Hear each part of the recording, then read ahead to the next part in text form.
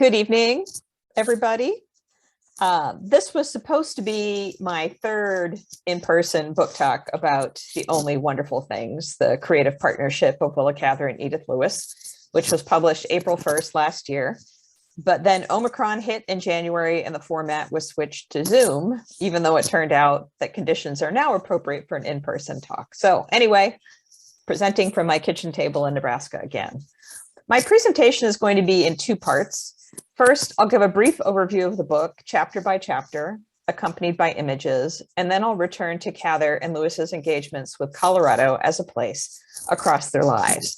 This is why I really wanted to present in person, because as part of my research, I footstepped them in Colorado. So to begin with part one, there are two strands of argument throughout my book, signaled in my title by the phrase creative partnership. First, that is two, there we go. First, that is two ambitious career women. Cather and Lewis created a romantic and domestic partnership that allowed them to enjoy love and intimacy and to pursue their ambitions. Second, that as an editor, Lewis was a partner in Cather's creative process and also used her expertise in advertising to help craft Cather's image as an author. This is a page from The Professor's House, Cather's novel published in 1925, and all of the handwriting is Edith Lewis's. My book starts and ends at the old burying ground in Jaffrey, New Hampshire, where Cather and Lewis are buried side by side. I hope that by the end of the book, I have succeeded in undoing the mythology about the gravesite that has obscured Lewis's place in Cather's life. Having started at the end, and with my own first visit to Jaffrey in the autumn of 1984, I turned back the clock, introducing Edith Lewis as the young woman Willa Cather first met in Lincoln, Nebraska in August 1903 at the home of Sarah Harris, publisher of the Lincoln Courier. This is actually the Harris house, which still stands. Sarah Harris isn't either of the people. I think it's her mother and her brother, but that's exactly what the house looked like when Willa Cather and Edith Lewis met there. Delving briefly into Lewis's New England family history, I paint a picture of her family's life in Nebraska before she emerged in public view as an adolescent studying at the University of Nebraska. Here she is with her sorority and publishing short stories in the Lincoln Courier. And I'm going to say something more about one of them a little later.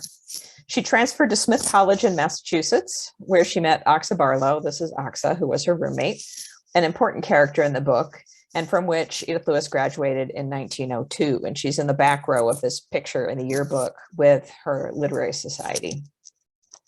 Chapter 2 follows Lewis to New York City, where she moved after a year back in Lincoln teaching school. And this is exactly where she moved at the time she moved there. It's on Washington Square, South Washington Square, and the building on the left-hand side with the curved lintel is 60 Washington Square, the rooming house where she lived.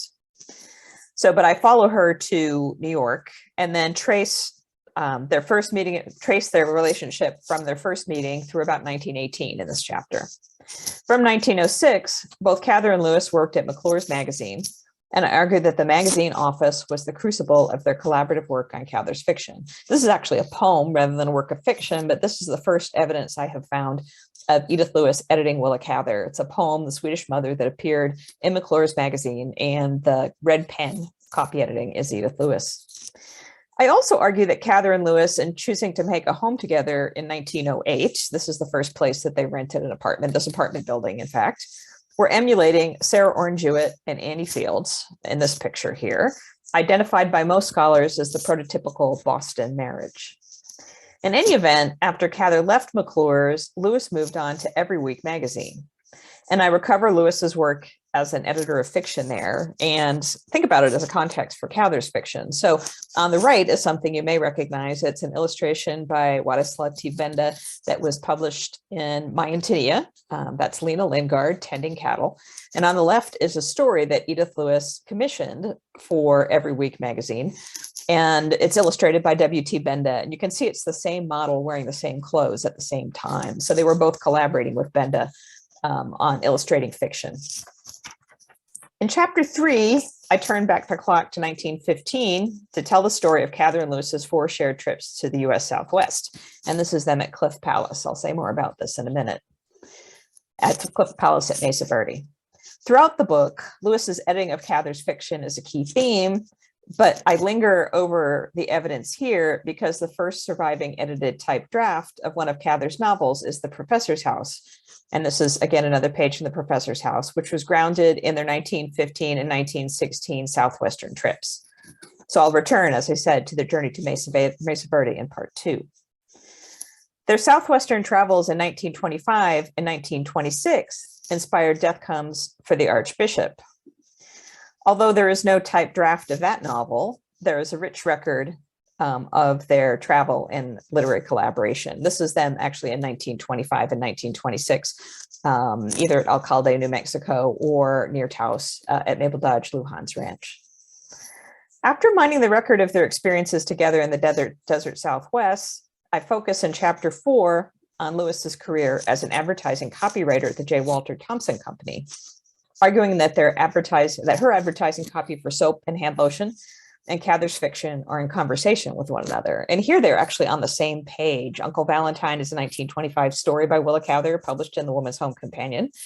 And the beginning of the story would take up a whole page, and then they ad strip. And so on the right, next to a part of Uncle Valentine, is an advertisement for Jergens lotion, and Edith Lewis wrote the advertising copy for it. I also hypothesized that Lewis was behind the famous Edward Steichen portrait of Cather, published in Vanity Fair in 1927. Lewis worked extensively with Steichen on advertising campaigns, and if you could look closely enough, you would see that underneath the picture of Cather on the left, it says Steichen, and underneath the picture of the woman's hands kneading dough in the Jergens lotion ad, that's also what it says. Lewis started in advertising in 1919, and she and Cather summered on Grand Manan Island starting in 1922. And these pictures are sort of photoshopped together for the cover of my book. That's them on Grand Manan, I believe the first summer that they visited there. I devote a separate chapter to their many summers at Grand Manan, both before and after they built their own cottage at Whale Cove. And this lovely little photograph, it says in Cather's hand and the top, "This is our little home." And Edith Lewis, I believe, hand colored it with watercolors because that was an avocation that she took up while they were on Grand Manan. Cather has been portrayed as living in isolation on the island, but she was living with Lewis, who was the legal owner of the land and cottage. Furthermore, at Whale Cove, they were part of a community of women, and only women. In this chapter, I focus both on their collaborative work on the stories collected in the volume Obscure Destinies. And here is Two Friends, and that again is all Edith Lewis's handwriting, and on how both of them responded to the deaths of their parents. And those two things are closely related. I also see them as moving past grief in the 1930s by inviting sisters and nieces to visit them on the island. And this is Cather with her niece, Mary Virginia Auld, on Grand Manan Island in 1932 or 1933. My last full chapter, I take the two women back to New York City, where they lived in a large apartment at 570 Park Avenue, beginning in 1932. In 1927, they had lost their Greenwich Village apartment to subway construction and camped out in an apartment hotel for 5 years before leasing another apartment. They made their lives together there and built relationships with each other's families and with the Menuhin family. So that's Yehudi Menuhin, the violinist, is the best known, but also his sisters Yalta and Hepzibah were musicians, and their parents, Moshe and Marutha. Both Cather and Lewis also died in this apartment, 25 years apart. Appropriately, Lewis's profound grief at Cather's death occupies a significant portion of this final chapter. The years after Cather's 1947 death correspond to the Cold War panic over homosexuality, called by one historian the Lavender Scare. In my epilogue, I consider how this context enabled some to deny Cather's lesbian sexuality and to refuse to see Lewis for what she was and what she had been in Cather's life. Now to turn to the connections of both women to Colorado. So most people are surprised to learn that Cather was not Nebraska born and bred. Rather, her family moved from Virginia, where she was born, to Nebraska when she was 10 years old. Before she was born, however, her father took 2 trips to Colorado. In Virginia, he made his living by raising sheep. His second trip to Colorado took place right before he married And from the journal he kept, it's clear that he was considering setting himself up in the livestock business out west. Charles and his friend, forgot to move ahead. Here's a map of Colorado from just about exactly the time that he went, which is 1872. Charles and his friend, no surname recorded, set out from the Back Creek Valley of Virginia on October 2nd, 1872. Charles took with him $348 to finance his trip, a sum a man about to marry and set up housekeeping would not spend for pleasure travel. Charles and John started their trip in Parkersburg, West Virginia, transitioning through Indianapolis and crossing the Mississippi River at Galesburg, Illinois. They checked out the Texas cattle at the stockyards in Council Bluffs, Iowa, and spent a day across the river in Omaha, Nebraska, where they met an old gentleman of Missouri just from Colorado, recommended it highly for grazing. We also saw several other herdsmen who said the same. Throughout this journal, Charles Cather clearly focuses on conditions for raising cattle and sheep, including on several rail excursions from Denver out into the rural areas surrounding the city. In Pueblo, Colorado, the rougher part of their journey began. They hired a mule team so they could explore the less accessible parts of the territory and travel south into New Mexico. They spent a day in Trinidad, Colorado, before crossing into New Mexico. Trinidad was on a branch of the Santa Fe Trail, and the town had great hopes of becoming a railroad stop on either the Atchison, Topeka, and Santa Fe, or the Denver and Rio Grande. Settled primarily by Mexicans coming up from New Mexico territory, Trinidad was beginning to attract Anglo settlers from the east, including Edward Hubbard, a Connecticut-born and trained lawyer who had arrived in the late 1860s. Hubbard showed them maps of the country, gave them a great deal of information concerning the country, and showed them some mineral specimens and Indian curiosities. As they were traveling through the Raton Pass on the mountain branch of the Santa Fe Trail, they met the master of the U.S. government mule train, who told them that the roughs of New Mexico had just stolen 5 of his mules, also that the stage had been robbed a few days before. Rather a bad recommendation for the country, but we will propose to visit the place. Once they crossed the pass of the trail, crossed through the pass on the trail, it was not the lawlessness of New Mexico that made them spend only 2 days there, however, but the lack of water. Have seen enough of New Mexico, Charles Cather wrote. 'Tis fine grazing country, but little water. They took a different route from Trinidad back to Pueblo, but once again, Charles was disappointed by the lack of water except along the Arkansas River. However, that beautiful country, ripe for irrigated agriculture, he observed but few irrigation ditches, was mostly covered by Spanish land grants and is consequently under litigation. Evidently, Edward Hubbard had told them about these lawsuits when they visited with him in Trinidad. So I'll close my talk with a Colorado episode related to Death Comes for the Archbishop, which is set in New Mexico rather than Colorado and was inspired by New Mexico travel. In any event, the copy of the novel Cather inscribed to her father suggests that stories he told about his trip in 1872 had fired young Willa Cather's imagination or want her to travel there, and made her want to travel there. Hoping my father will enjoy this narrative of the old Southwest, she wrote on the flyleaf, as it was in his young manhood. It was in Nebraska, of course, that Charles Cather ultimately settled his family, and where Edith Lewis spent her childhood and adolescence as well. In the late 19th and early 20th centuries, when passenger rail networks across the West were robust, travel to Colorado from Nebraska was easy, as this map makes clear, and it was a favored destination for those seeking to escape the scorching summer heat on the Great Plains. Cather didn't live in Nebraska after 1896, but frequently visited her family there. When her brother Roscoe and his family lived in Wyoming, in the teens and 20s, Denver was an ideal family meeting place.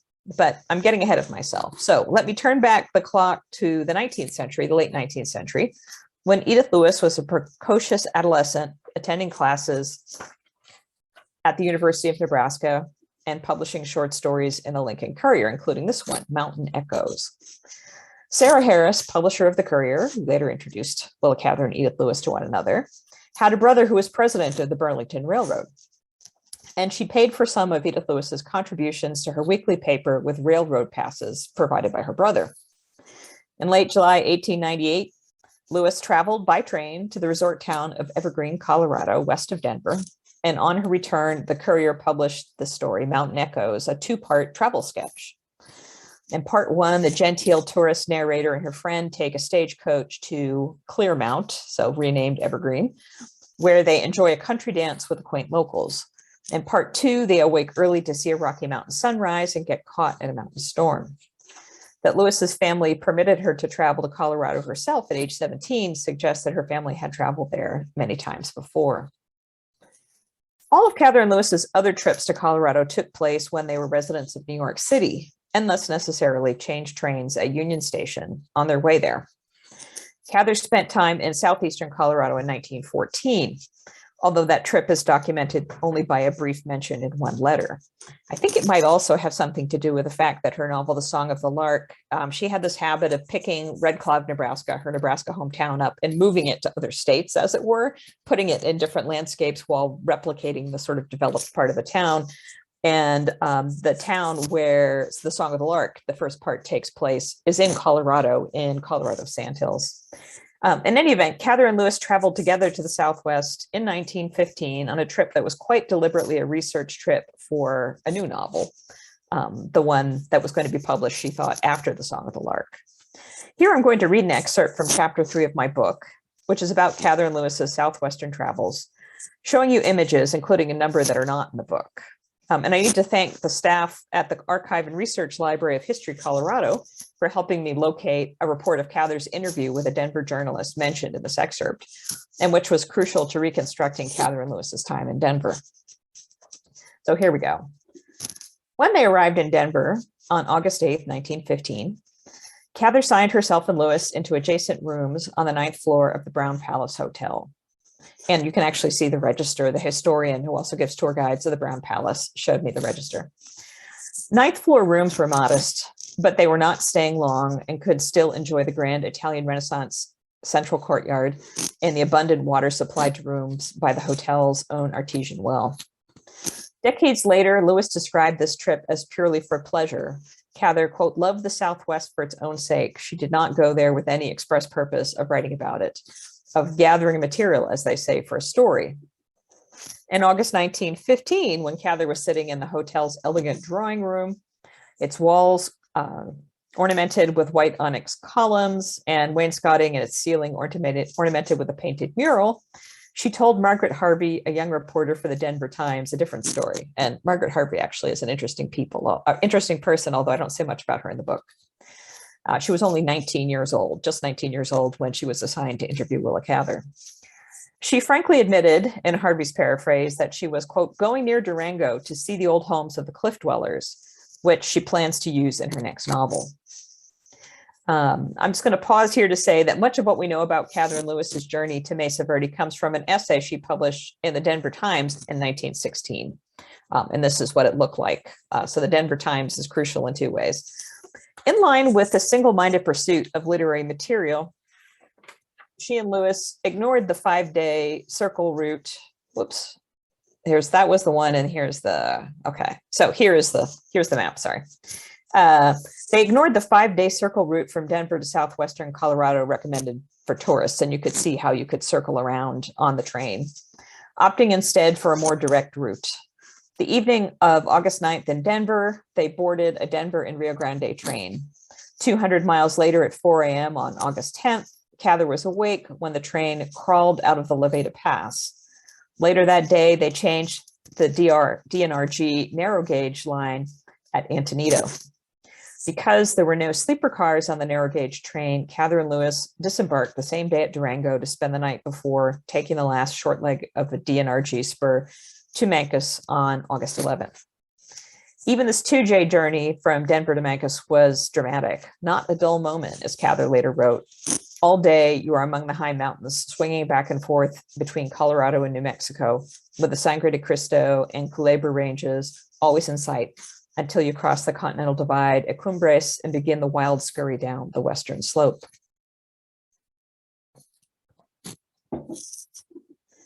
Mesa Verde, a portion of which had been made a national park in 1906, loomed over them once they reached Mancos. And this topographical map is actually from 1914, so around the time they went there. Mesa Verde is not a singular outcropping in a flat landscape. Rather, it is part of the larger Mancos Formation, 2,000 feet of gray shale, limestone, and thin sandstone deposited in the Great Sea, which completely divided North America about 19 million years ago. The Mesa Verde Formation consists of hills and a series of flat-top mountains with canyons eroded between them.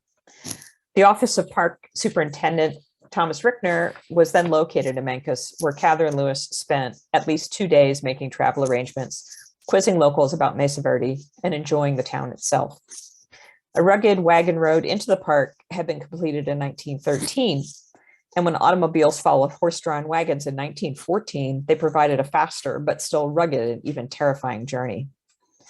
Cather and Lewis, however, were following in the footsteps of Richard Wetherill, the son of a local ranching family who had discovered the Cliff Palace ruins in 1888. Rather than go into the park the most modern way then, they opted to hire a team of horses and a driver. From the tent camp provided for park visitors, Cather and Lewis could see Balcony House, one of the smaller excavated ruins across Spruce Canyon. Addie Jeep, the married daughter of the park superintendent, ran the camp, and her husband, Fred Jeep, served as Cather and Lewis's guide. Modern visitors enter cliff ruins from the tops of mesas using ladders and paved paths. In 1915, however, visitors either had to climb up from the canyon bottom or descend from the mesa top, sometimes using hand and foot holds carved on the rock by the cliff dwellers. Female visitors to Mesa Verde could rent divided skirts. Oops. Oh, wait a second. I've got myself off here. Can I get back? Oh, there we go. Sorry. In 1915, however, female visitors to Mesa Verde could rent divided skirts, but Cather and Lewis had no need of this service.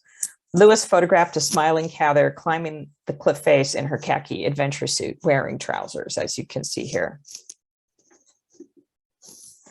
Lewis recalled spending a whole day at the large Cliff Palace ruin, the cliff dwelling described in the Tom Outland part of the professor's house, cooking our lunch there and drinking from the spring behind the cliff houses.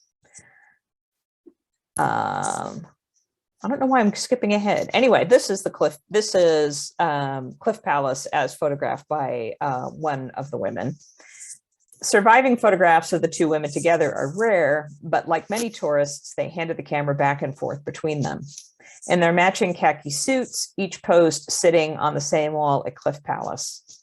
Only Lewis's more slender build and their hats differentiate them from each other.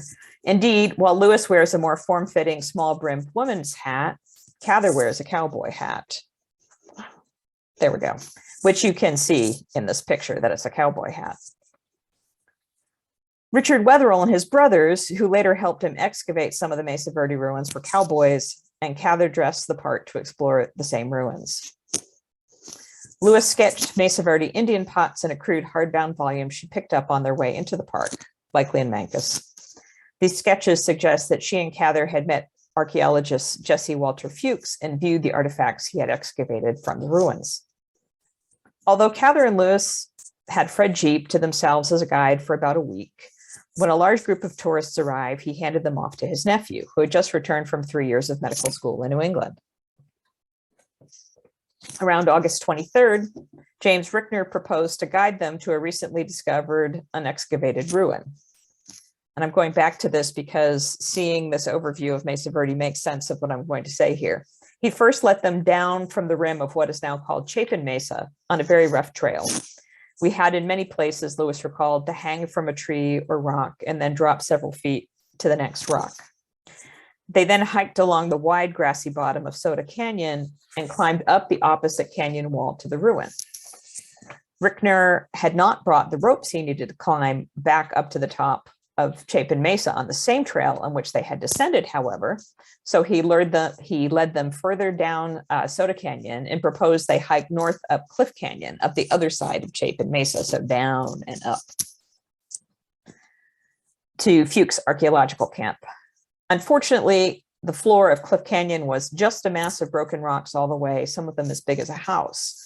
So Cather told Rickner to go to the camp alone while she and Lewis awaited assistance. Lewis recalled their time waiting as peaceful. They climbed up onto a large flat rock at the mouth of Cliff Canyon, settling themselves comfortably and feeling assured that rattlesnakes would not surprise them. We were tired and rather thirsty, she remembered, but not worried, for we knew we should eventually be found. We did not talk, but watched the long summer twilight come on and the full moon rise up over the rim of the canyon. The place was very beautiful. When the men from Fuchs Camp arrived, the women still had a strenuous climb up the rocky Cliff Canyon to the camp. When they arrived at 2 a.m., the men hitched up a wagon and drove them back to the tent camp. And at 8 a.m., their team and driver arrived to take them back to Memphis. They were not yet ready with acquiring information about Mesa Verde, however. Clayton Wetherill, who had helped his brother Richard excavate the ruins, had recently arrived in Memphis for a visit. Cather and Lewis sought him out to hear the whole story of how Dick Wetherill swam the Memphis River on his horse and rode into the mesa after the lost cattle, and how he came upon the cliff dwellings that had been there for centuries. Through both experiences and conversation, Cather had gained the material she needed to write about her planned new novel. So, the end of the excerpt there. Cather didn't publish a novel grounded in these experiences at Mesa Verde for another decade, however. And she relocated the cliff dweller ruins at Mesa Verde to a very differently configured mesa in New Mexico. Furthermore, the two women never returned to southwestern Colorado after this trip, and their later adventure-oriented southwestern travel took place in New Mexico and Arizona. Nevertheless, they traveled through and stayed in Denver several more times, together in 1916, 17, 25, and 26, and Cather was there without Lewis in 1927. But what I'm going to show you right now actually is how you could actually follow them and do some of your own reading and direct research by using the complete letters of Willa Cather, which is freely available on the internet, cather.unl as in Lincoln.edu. You can see that you can browse by recipients, people mentioned, places, works. So here, places mentioned, Denver is mentioned 40 times.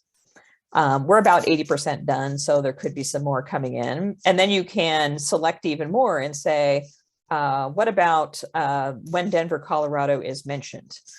No, the place where it's written. Denver is where it's written. Sorry, and then you can see the results here that we've got the letters, and you can see the dates of letters that Cather wrote from Denver, Colorado. So here I'm going to close with a brief excerpt from my book about Cather and Lewis in Denver in 1925, because the Denver Public Library appears in this.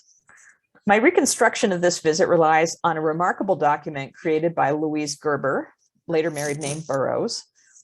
And it's a record of all of the time she spent with Cather, beginning with the 1925 meeting and continuing for several years.